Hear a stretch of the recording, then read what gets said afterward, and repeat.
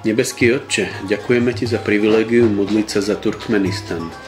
Napriek tomu, že tento národ čelí izolácii už mnoho rokov, Ty vidíš každého jedného človeka v tomto národe. Ďakujeme Ti a chválime ťa, že si požehnal túto zem prírodným bohatstvom a tvrdo pracujúcimi a veľmi pohostinnými ľuďmi. Napriek tomu je však mnoho ľudí v tomto národe na prahu chudoby a ich zem je z veľkej časti púšťou, a podobne je na tom tento národ aj duchovne. Pane, odpusť týmto ľuďom ich pýchu, to, že nehľadajú Tvoju pravdu a nežijú podľa Tvojich prikázaní.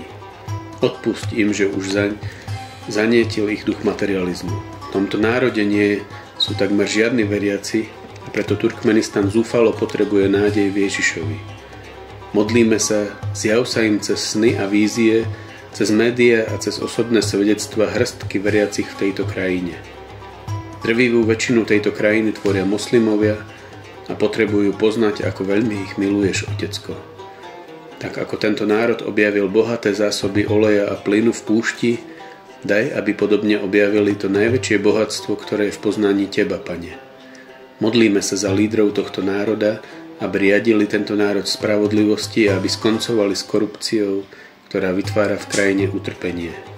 Obmekči ich srdcia, aby umožnili v krajine slobodu cestovať, slobodu uctievať a slobodu myslieť. Najviac sa modlíme za to, aby sa ich srdcia otvorili pre Tvoje evanjelium. Modlíme sa za to, aby sa otvorili dvere pre rôzne humanitárne organizácie, ktoré pôsobia v tejto krajine, aby mohli naplniť praktické aj duchovné potreby v tejto krajine.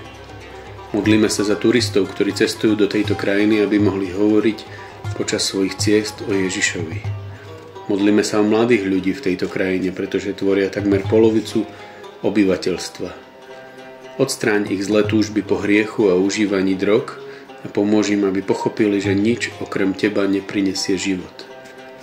Daj, aby si deti v tejto krajine ctili svojich rodičov a posilni srdcia detí, ktorých rodičia sú uväznení kvôli viere. Pozbuď svoju cirkev v Turkmenistane, obživ tých, ktorí sú v tradičnej cirkvi a nepoznajú ťa osobne, aby nasledovali Pána Ježiša. Ďakujeme Ti za to, že Tvoje slovo bolo preložené do turkmenčiny a modlíme sa, aby sa odstránili bariéry, ktoré zabraňujú rozširovaniu Tvojho slova. Ďakujeme Ti, že napriek dôsledkom, ktoré plynú z rozširovania Tvojho slova, pretože je to nelegálne, Tvoja cirkev v Turkmenistane rastie. A modlíme sa za ochranu pre veriacich a aj za vytrvalosť uprostred prenasledovania. Modlíme sa za tých, ktorí sa obrátili z islámu a teraz zažívajú ťažké prenasledovanie a tlak, aby konvertovali späť na islám. Daj, aby ostali verní Tebe. Zjednoť svoju cirkev pod kráľovaním Ježiša a uchráň od strachu a rozdelenia.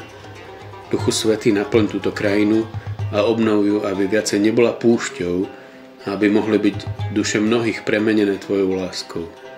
Za toto všetko sa modlíme v mene Ježiša Krista. Amen.